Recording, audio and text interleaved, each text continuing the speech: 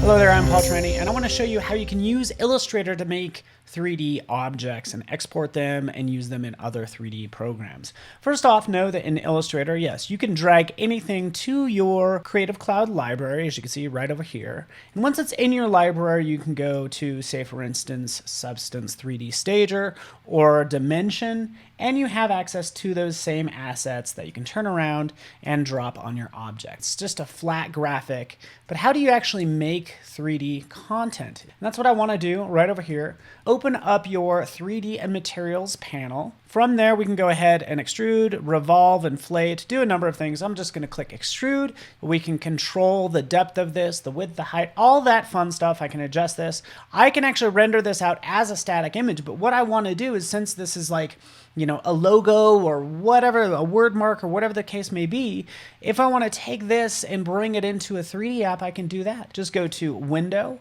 down to your Asset Export panel right here, and then just drag that into your Asset Export panel. From there, we'll just call this Hope. And here's where the magic happens. Change this right down here at the bottom, change it to Object. Exporting it out to my desktop, that's where it's going.